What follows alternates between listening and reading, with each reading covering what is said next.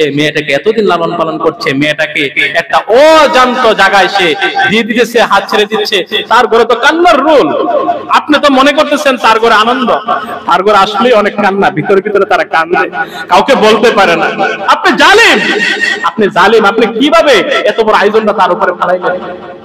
সারা রাত উজাগরি করে কত কষ্ট, কত পেরেশানি করতে হয়। আপনার বাড়িতে আয়োজন করেন না, আপনি এত বড় বেটা হইলে, আপনার এত ক্ষমতা তো, আপনার আত্মীয় স্বজনের অভাব নাই, আপনার ওইখানে। তো আদম আলাইহিস সালাম সবকিছু পেয়েও যেন সে নিজেকে একাকিত্ব বোধ মনে করছেন। আল্লাহ রাব্বুল আলামিন তো সবকিছু মনের খবর জানে। জানে কি জানে না বলেন? আদম আলাইহিস সালামকে স্বপ্নে দেখাইলেন একজন নারী, যে নারীরা ছিলেন আমাদের মাতা হযরত কে, কথা বলা, হাওয়া আলাইহিস সালাম। হাওয়াকে স্বপ্নে দেখাইলেন। আদম নবী হাওয়াকে স্বপ্নে দেখে ঘুম থেকে উঠে আল্লাহকে বলে, আল্লাহ আমি কি যেন এটা দেখলাম, ওরা আমার সঙ্গিনী বানাই দাও, আমার একা একা ভালো লাগে না। তুমি সব দিছো ঠিক আছে, কিন্তু আমার একা একা ভালো লাগে না। যে নারীটাকে রাতে স্বপ্নে দেখেছিলাম তাকে আমার সঙ্গিনী বানিয়ে দাও, যাতে করে তার সাথে আমি কথোপকথন করতে পারি, আমার সময়টা যায়। আল্লাহ রাব্বুল আলামিন কুদরতিভাবে আদম নবীর বাম বাজর থেকে আল্লাহর হুকুমে হযরত হাওয়াকে বানাইলেন। ইন্নামা আমরুহু ইযা আরাদা শাইআন আইয়াকুলা লাহু কুন ফায়াকুন। আল্লাহ বলছেন কুন ফায়াকুন, হয়ে গেছে, আল্লাহর হুকুম। তো আদম নবীকে বানাইলেন, হাওয়াকেও দিলেন। এখন হাওয়া আলাইহিস সালামকে যখন আল্লাহ বানাইলেন, তখন হাওয়ার সাথে আদম মিশতে চায়, হাওয়াকে ধরতে চায়। আল্লাহ বলেন, সাবধান, এই নারীকে তুমি ধরতে পারবা না। তো না ধরতে পারলে কি করার? তো ধরতে পারবা, তুমি তাকে বিবাহ করে বৈধ করে নাও। সুবহানাল্লাহ, বৈধ করে নাও।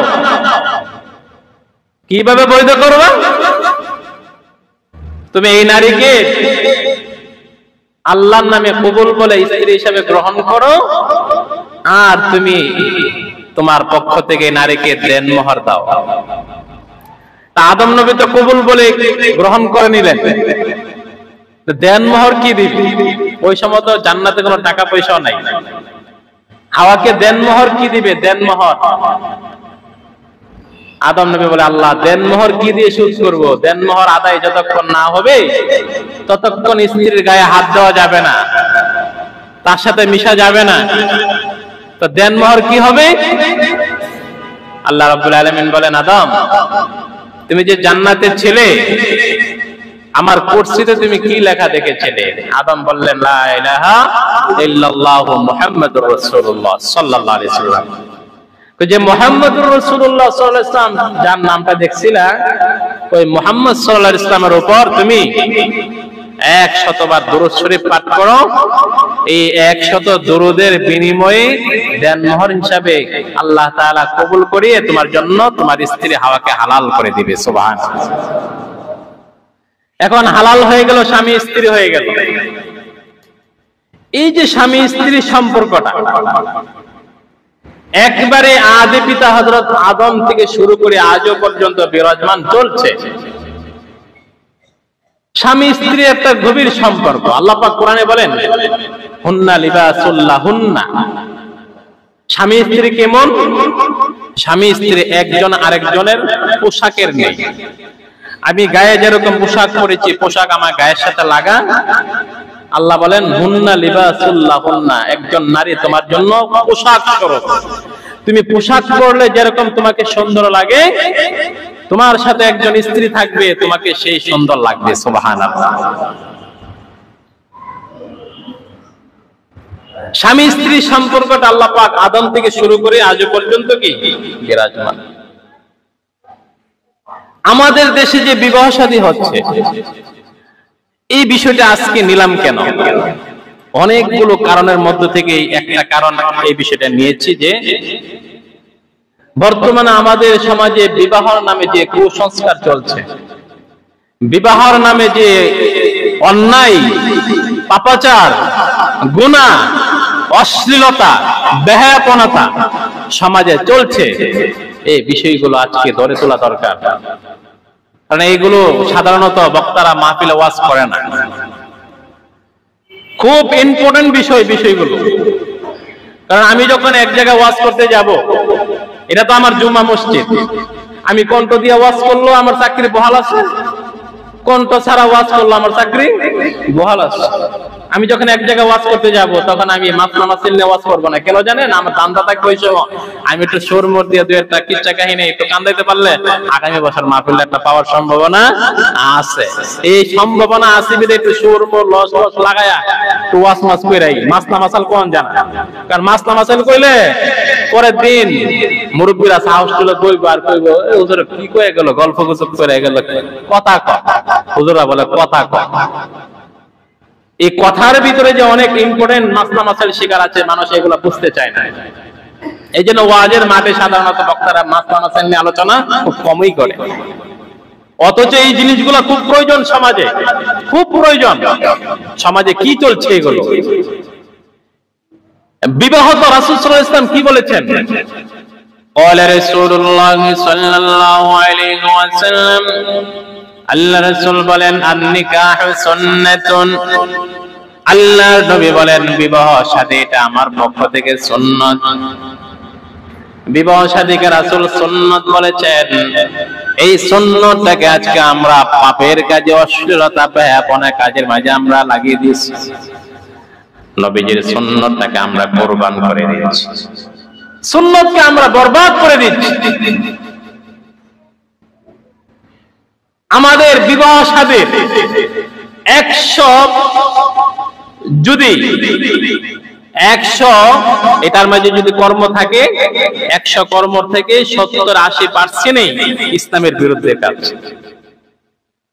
হয়তো আমার নিজের আবেগে, না হয় সমাজের চাপে পড়ে, না হয় মানুষকে দেখানোর জন্য, সবকিছু মিলিয়ে জিলে আমার 80% আমার ইসলামের বিরুদ্ধে আমার কাজ চলে যাচ্ছে। যদি আপনি ইসলামের বিরুদ্ধে গিয়ে যদি আপনি বিবাহ শাদীর কার্যক্রম করতে হয়, তাহলে একজন ইমাম সাহেব হুজুরকে নিয়ে কবুল বলাচ্ছেন কেন? কবুল না বলায়া ডাইরেক্ট ও ছেলের সাথে উঠাই দেন, হয়ে যায়। কবুল বলাচ্ছেন কেন? যে ইসলাম বলা হয়েছে কবুল বললে জায়েজ, কবুল যতক্ষণ না বলবে না জায়েজ। কবুল বলার জায়েজটা যদি মানতে পারেন, বিবাহের অন্য কার্যক্রম আপনি মানতে পারবেন না মুসলিম হিসাবে কেন? আমাকে বলেন। শুরু থেকে শেষ পর্যন্ত আমাদের কুসংস্কারে ভর্তি এই বিবাহ শাদীর ভিতরে। এখন শীতের মৌসুম, বিবাহ শাদী বেশি হচ্ছে। প্রথমে কি করে? প্রথমে আমরা যখন পাত্রী দেখতে যাই, এখানে কতগুলা ভুল। পাত্রী দেখতে গেলে আমরা ঘটককে ধরি, ঘটকের মাধ্যমে জানি। 1 নম্বরে মিথ্যার আশ্রয় ঘটক বলে। ঘটক জানা তার চেয়ে আরো বহুগুণ বাড়াইয়া দেয়। ছেলে ইমুক দেশে থাকে, বেতন পা 50,000, আসলে ও পা 2 লাখ। ছেলের জায়গার অভাব নাই, বাড়ির অভাব নাই। এই যে মিথ্যা দিয়ে ঘটক শুরু করলো, ছেলের প্রশংসা মেয়ের বাড়িতে যতটুকু না তার চেয়ে বহু গুণে মিথ্যার আশ্রয় দিয়ে মেয়ের কন্যার অভিভাবককে বোঝাইতো। আবার মেয়ের প্রশংসা ছেলের বাড়িতে গিয়ে মিথ্যার আশ্রয় নিয়ে এরকম ভাবে যতটুকু না তার চেয়ে বহু গুণে বৃদ্ধি করে বোঝাই দেয়। মেয়ে 5 ওয়াক্ত নামাজি, আসলে মেয়ে সূরা ফাতিহা পারে না। মেয়ে অনেক পর্দাশীল, আসলে দেখেন না পর্দাশীল, ভিতরগত তার দুষ্টামি।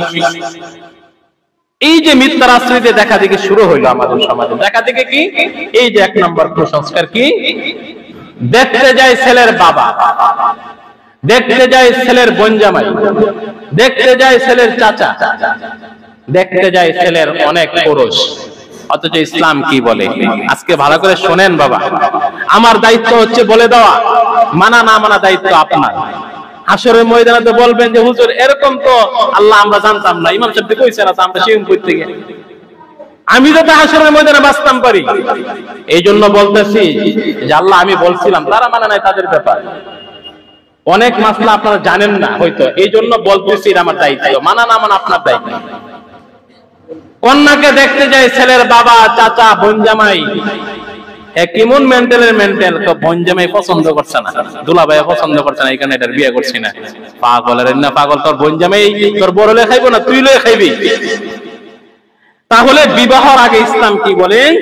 বিবাহর আগে ছেলের আত্মীয় স্বজন মহিলারা দেখতে পারবে মেয়েকে, ছেলের মা, খালা, নানি, অর্থাৎ ছেলের আত্মীয়ের ভিতরে মহিলারা সবাই দেখতে পারবে। কিন্তু ছেলে ছাড়া এই মেয়েকে কেউই দেখা যায় না। কথা বুঝেননি আমার? ছেলে ছাড়া এই মেয়েকে কেউই দেখা কি নাই, জায়েজ নাই। চোখের জিনা হবে, পর্দার লঙ্ঘন হবে, গুনাহ হবে, কবিরা গুনাহ। পর্দার লঙ্ঘনের কারণে কবিরা গুনাহ হবে, বড় গুনাহ। তাহলে আমরা কি করতেছি? ওই ছেলের হবু বউকে দেখার জন্য আমার আত্মীয় স্বজন পরপুরুষ সবাইকে নিয়ে 10-15 জন যায়, দেখি চা বিস্কুট দিয়ে গল্প গুজব করে মেয়েকে দেখি। একটা বিশাল শুরুতে একটা কবিরা গুনাহ দিয়ে শুরু হলো আপনার কার্যক্রম বিবাহ। এখানে ইসলাম শুধু স্বামীকে যে ছেলে বিবাহ করার সম্ভাবনা সে দেখতে পাবে। কেন? সে মেয়েকে নিয়ে খাবে, এই জন্য তাকে দেখার পারমিশন ইসলাম দিয়েছে। সে মেয়ের সাথে কথোপকথন করতে পারবে, কথাবার্তা বলতে পারবে, এটা তার জন্য জায়েজ। কিন্তু ছেলে যখন বিবাহ শাদী করে সারবে, বিবাহ করার পরে তখন যে ছেলের বাবা দেখতে পারবে, ছেলের দাদা, ছেলের নানা, ছেলের মামা, অর্থাৎ ওই ছেলের আত্মীয় স্বজন এমন পুরুষ দেখতে পারবে যারা তার স্ত্রীকে, অর্থাৎ ওই ছেলের স্ত্রীকে পরবর্তী সময় ছেলে যদি মারা যায় ওই মেয়েকে বিবাহ করতে পারবে না, ওই মেয়েকে বিবাহ করতে পারবে না, তারা দেখতে পারবে। অর্থাৎ ছেলে যদি মারাও যায়, ছেলের বাবাকে ছেলের পরে বিয়ে করতে পারবে। এটাকে বলা হয় মাহরাম পুরুষ। অর্থাৎ ছেলে বিবাহ করার পরে মাহরাম পুরুষ ছেলের বউকে দেখতে পারবে, কিন্তু বিবাহের আগে ছেলে ছাড়া কেউ দেখতে পারবে না। ইসলাম নাজায়েজ বলছে। তাহলে আমরা দেখতেছি এই জিনিস থেকে আমরা বাঁচতে হবে। 2 নম্বর, আমরা যখন বিবাহর আলোচনা, যেটা আমরা পানসিনি বলি সমাজের ভাষায়, এই পানসিনি করতে গিয়ে আমরা এখানে আমরা একটা আলোচনা করি। কি আলোচনা? ছেলেকে এই দিতে হবে, এতজন বরযাত্রী আসবে, যৌতুক যেরকম সরকারি আইনে নিষেধ, ইসলামিক দৃষ্টিতেও নিষেধ, হারাম। যৌতুক যেরকম হারাম, মেয়ের ফ্যামিলিকে চাপ প্রয়োগ করে যৌতুক আনা যেরকম হারাম, আমরা সমাজে কি করি?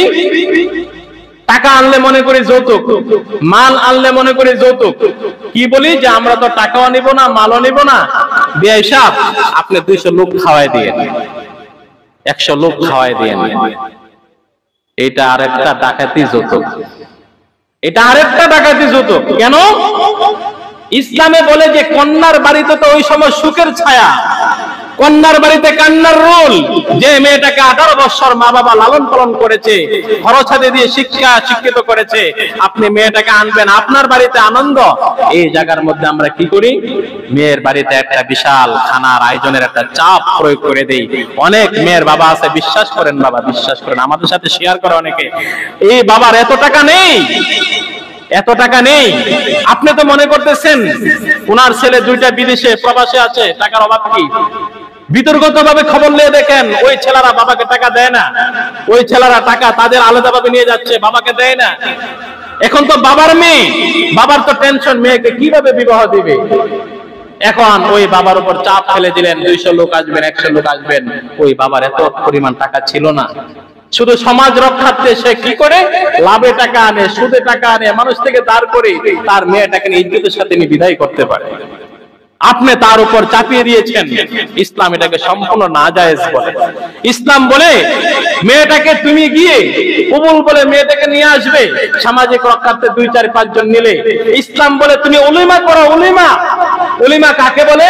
উলিমা বলা হয় যেটা আমাদের ভাষা বউবাদ বলি, যে ছেলের বাড়িতে আয়োজন করো, তুমি 500 লোক খাও, 1000 লোক খাও, ইসলামে কোনো বাধা দেয় না। তোমার যত খুশি, তোমার সমতান আছে, তুমি খাও, তোমার বাড়িতে খাও। কিন্তু মেয়ের বাড়িতে গিয়ে 100 লোক খাওয়া, 150 লোক খাওয়া, তুমি যেন ভিক্ষুকের থালা নিয়ে তার বাড়িতে তুমি বসবা। যে মেয়ের বাবার উপর, হয়তো মেয়ের বাপ তো বিয়াই সাপরা মেহমান যাবে হাসি খুশি, তার ভিতরের খবরটা আল্লাহ ছাড়া কেউ জানে না। সবাই তো টাকাওয়ালা না, সবাইকে টাকাওয়ালা। অনেক লোক আছে মেয়েকে বিবাহ দিয়ে খুব কষ্ট করে লেনদেন করে। এই ভাই তুমি কাকে নিয়ে খাওয়াচ্ছ? তুমি গ্রামের মাতব্বররে খাওয়াইবা, সর্দাররে খাওয়াইবা, তোমার ইমুক আত্মীয়, হিমুক আত্মীয়, ইমুক নেতা, হিমুক নেতা, তুমি সবরে খাওয়াইলা, তারা তো খায়া চলে গেল, কিন্তু আপনার আত্মীয় দোষে আপনার তো বিয়াই হবে, আপনার তো সে একজন আত্মীয় হবে, আপনার আত্মীয়কে আপনি একটা বিপদে ফেলে দিলেন। এই জন্য মেয়ের বাবার উপর এরকম জুলুমটা না করা ইসলাম সমর্থন দেয় না। আমাদের সমাজটা দেখেন কেমন উল্টা চলছে। আমাদের সমাজ বলে উলিমা করো, ইসলাম বলে উলিমা করো, আপনি উলিমা করেন না।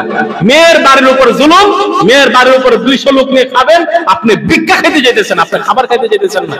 মেয়ের ইসলাম বলে ছেলের বাড়িতে খানার আয়োজন করো, আপনার বাড়িতে খানার আয়োজন নাই, মেয়ের বাড়িতে আয়োজন ফেলাই দিচ্ছেন। ইসলাম বলে স্ত্রীকে দেন মোহর আদায় করো, আপনি দেন মোহর আদায়ের নামে নামার খবর নাই, আপনি যৌতুক লেবার লেগে পাগল হয়েছে। কেন? মেয়ের বাড়িকে দুর্বল পায় না। একটা মেয়েকে সুখে থাকার জন্য বাবা দুর্বল হয়ে যায়, মা দুর্বল হয়ে যায়। যেখানে ইসলাম বলতেছে মেয়েকে দেন মোহর আদায় করো, তুমি 2 লাখ ধরো, 1 লাখ ধরো, 5 লাখ ধরো, মেয়েকে দেন মোহরটা দিয়ে দাও, কিন্তু তুমি দেন মোহর দাও না।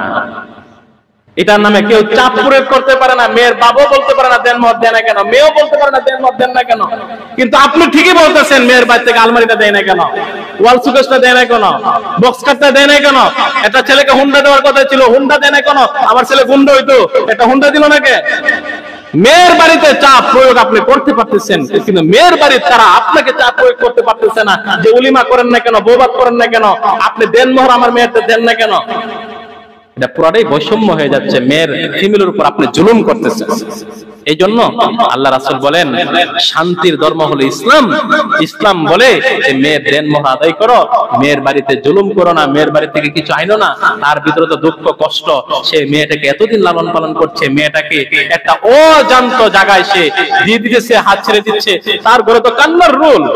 আপনি তো মনে করতেছেন তার ঘরে আনন্দ, তার ঘরে আসলেই অনেক কান্না, ভিতরে ভিতরে তারা কান্দে, কাউকে বলতে পারে না। আপনি জালিম, আপনি জালিম, আপনি কিভাবে এত বড় আয়োজনটা তার উপরে ফেলাইলেন? সারা রাত উজাগরি করে কত কষ্ট, কত পেরেশানি করতে হয়। আপনার বাড়িতে আয়োজন করেন না, আপনি এত বড় বেটা হইলে, আপনার এত ক্ষমতা তো, আপনার আত্মীয় স্বজনের অভাব নাই, আপনার ওইখানে গিয়ে ভিক্ষা খাইতে হবে কেন? না আমার গোষ্ঠী বড়, আমি রাজনীতি করি, আমার নেতা কথা অনেক আছে, তো তুই রাজনীতি করস, তোর গোষ্ঠী বড়, তুই ভিক্ষা খাইতে আরেকবারের বাড়ি, তোর বাড়ি তুই কর, কইরা তুই পার্লামেন্ট 5 লাখ মানুষ খাওয়া, কোনো বাধা আছে? কথা বলা বাধা আছে?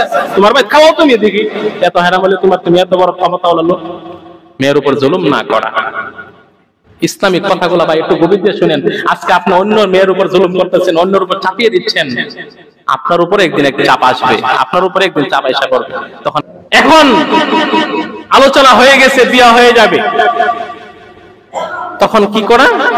আপনি বিবাহর ডেট করার আগে ইসলাম বলে যে তুমি ইস্তেখারা করো, এই মেয়েটাকে আনলে তোমার শান্তি হবে কি শান্তি হবে না, তুমি ইস্তেখারা করো। তুমি শুধু রূপ দেখো না, তুমি শুধু মেয়ের বাবার টাকা আছে শুধু টাকা দেখো না, ইস্তেখারা করো 1 সপ্তাহ। ঘুমানোর আগে তুমি আল্লাহর কাছে ফরিয়াদ করে ঘুমাও, আল্লাহ এই মেয়েটা যদি আমার ঘরে উঠায় আমার শান্তি হবে কি হবে না, একটু তুমি আমাকে স্বপ্ন যুগে দেখাই দিয়ে। ইস্তেখারা করার জন্য রাসূল বলছেন। অথচ রাসূল কি বলেন? তুমি মেয়ের মাল দেখো না, তুমি মেয়ের সৌন্দর্য দেখো না, এগুলো রাখবে থার্ড ক্লাসে, তুমি প্রথমে রাখবে মেয়ের মধ্যে দিন আছে কিনা। দিন যদি থাকে শ্বশুর তুমি আরাম পাবে পুত্র বউয়ের মাধ্যমে, দিন যদি না থাকে এই মেয়ের টাকা পয়সা সব থাকতে পারে, শ্বশুর হয়ে তুমি একদিন ওই পুত্রবধূ থেকে তুমি লাঞ্ছিত হবে। রাসূল বলছেন তুমি সর্বপ্রথম দেখো দিন আছে কিনা, দিন মেয়ের মাঝে ধার্মিকতা আছে কিনা, ছেলের মধ্যে ধার্মিকতা আছে কিনা, তুমি এটা আগে প্রাধান্য দিবে, মাল সম্পদকে প্রাধান্য দিবে না, তুমি প্রাধান্য দিবা ওই ধার্মিকতাকে। খালি বোরকা পরলেই মনে করেন না যে মেয়েটা ধার্মিক, বোরকার ভিতরে দুষ্টামি আছে, কথা কোন আছে কিনা নাই। খালি জুব্বার পাঞ্জাবি আমরা লাগাইছি মনে করেন না যে আমরা ধার্মিক। আপনাকে যাচাই বাছাই করতে হবে, মেয়ের মা কেমন, মেয়ের নানির বাড়ি কেমন, মেয়ের ফ্যামিলি কেমন, একটু যাচাই বাছাই করে জীবন সঙ্গিনী বানায়, নাহলে পরে এমন ঠকা ঠকবেন যে বিবাহের মধ্যে ঠকে গেছে জীবনে একবার, তার জীবনের লাইফ শেষ। এই জন্য একটু যাচাই বাছাই করে ধার্মিকতাকে প্রাধান্য দিয়ে বিবাহ করবেন বা ছেলেকে বিবাহ করাইবেন, ঘরটার মধ্যে শান্তি চলে আসবে। শুধু টাকা পয়সা দেখেন নাই। ছোট্ট একটা ঘটনা বলে শেষ করে দিব বয়ান। হযরত ওমর রাদিয়াল্লাহু আনহু, যিনি অর্ধ জাহানের শাসক, অর্ধ জাহানের ক্ষমতাধর, পুরা বিশ্বের, পুরা পৃথিবীর, অর্ধ পৃথিবীর খলিফা যিনি, আমাদের এই ছোট্ট বাংলাদেশের মতো না, পুরা পৃথিবীর অর্ধ জাহানের খলিফা, রাত্রে বের হইলেন, দেখতেছেন যে কে কেমন চলতেছে, একটু যাচাই বাছাই করি। দেখতে দেখতে একটা কুড়ে ঘরের মধ্যে মরুভূমিতে মা মেয়ে কথা বলতেছে। ওমর বলে, এত রাত্রে কথা কি, একটু শুনি তো। কান দিয়ে শুনতেছেন, মা মেয়েকে বলতেছেন, মেয়ে দুধের মধ্যে একটু পানি মিক্স করে দাও, সকালে যেন দুধের একটু বাড়তি থাকে, বাজারে নিয়ে বিক্রি করলে একটু টাকা বেশি পাই। আমাদের সমাজে দুধে পানি দৈন্য আসেনি? আল্লাহর গজব তাদের উপরে, জান্নাতি খাবার দুধ। তো মেয়ে বলতেছেন, মা এটা কিভাবে সম্ভব, আমি পানি দিতে পারবো না, যদি ওমর জানে তাহলে আমরা মেরেই ফেলবে। মা বলতেছেন, আরে মেয়ে, ওমর আসবে কোথায়, এটা মরুভূমি, ওমর তো রাজপ্রাসাদে ঘুমাচ্ছে, এটা মরুভূমি, এখানে ওমর আসবে কোথায়? ওমর না আসুক, ওমর না দেখো, ওমর আল্লাহ তো দেখবে। সুবহানাল্লাহ, কেমন মেয়ে ছিল। ওমর কথাটা শুনে মনটা শীতল হয়ে গেল, চলে গেল তার রাজপ্রাসাদে। সকালে ফজরের পরে নাস্তা খেয়ে একজন ওজিরকে পাঠাইলেন, নিয়ে আসো ইমক মরুভূমিতে এক কুড়ে ঘর, মা মেয়ে দুজনকে নিয়ে আসো। আনা হলো, সংক্ষিপ্ত হয়ে বলছে আনা হলো। আনা হলার পরে বলতেছেন, মা মেয়ে তো ভয়ে থরথর করে কাঁপতেছে, ওমর কেন ডাকলো? এখন ওমর বলতেছেন, আপনি বই পাচ্ছেন? বই পাওয়ার কোনো কারণ নাই, আপনারা রাত্রে কি কি বলছিলেন দুধের কথা আমি সব শুনেছি। সুবহানাল্লাহ, আপনার মেয়ের তাকওয়া, আপনার মেয়ের পরহেজগারিতা, আপনার মেয়ের দ্বীন আমাকে মুগ্ধ করেছে। অতএব আপনি যদি কিছু মনে না করেন, আমি আমার ছেলে আব্দুল্লাহর পুত্রবধূ আপনার মেয়েকে বানাইতে চাই। সুবহানাল্লাহ, পুত্রবধূ বানাইতে চাই। উমরকে প্রশ্ন করা হলো, উমর আপনার ছেলে, আপনি অর্ধজাহানের শাসক, ক্ষমতাধর বাদশা, আপনার ছেলেকে একটা কুড়ে ঘরের মেয়ে বিবাহ করাবেন? উমর কি বলেছিল? আমার ছেলের জন্য সেই যোগ্য, তার ভিতরে দ্বীন আছে, তার ভিতরে তাকওয়া আছে, তার ভিতরে পরহেজগারিতা আছে। এই পরহেজগারিতা বউ যে ঘরে ঢুকবে, এই ঘরে শ্বশুর কষ্ট পাবে না, শাশুড়ি কষ্ট পাবে না, ঘরের মধ্যে অশান্তি আসবে না। আপনি কোটিপতি ছেলে দিকে দিচ্ছেন, এই কোটিপতি ছেলে জুয়া খেলে, কোটিপতি ছেলে মদ গাঁজা খেয়ে রাত 1টার দিকে আসে, আয়সা আপনার মেয়েকে মারধর করবে। কোটিপতির চাইতেও শান্তিতে থাকবে। আপনার মেয়েটাকে যদি একটা ভালো ছেলের হাতে উঠাই দিন, যে ভালো ছেলেটা অটো চালায়, রিক্সা চালায়, সে 500 টাকা রুজু করে স্ত্রীর জন্য নিয়ে আসে, আর স্ত্রীর সামনে এসে একটা মুচকি হাসি দেয়, আপনার মেয়ে কোটিপতি ছেলের চাইতেও আপনার মেয়ে ঘরে শান্তিতে থাকবে। কেন? দিন থাকার কারণে। ছেলের কাছে যদি দিন থাকে, আপনার মেয়ে আরামে থাকবে। মেয়ের কাছে যদি দিন থাকে, আপনার ছেলে ওই মেয়েকে, স্ত্রীকে নিয়ে আরামে থাকবে। এই জন্য রাসূল বলেছেন, বিবাহের ক্ষেত্রে দিনকে, পরহেজগারিতাকে প্রাধান্য দিবে। অনেক কথা, আরো সামনে কথা আসবে বিবাহের, আরো সামনে অনেক কথা আছে। তালাক দিয়ে দেন আপনারা, খালি কথা কথা তালাক, তালাকের মাসলাকে এই 2-3 জুমা শুধু বিয়ে নিয়ে আলোচনা করেন। যেহেতু এখন বিবাহ চলতেছে, শীতের মৌসুম, বিবাহের গুরুত্বপূর্ণ মাসালা আমাদেরকে জানতে হবে, বুঝতে হবে। আল্লাহ তাআলা আমাদের সবাইকে যে টুকটাক কথাগুলো বলেছি, আল্লাহ তাআলা বোঝা মানার তৌফিক দান করেন। আল্লাহুম্মা আমিন।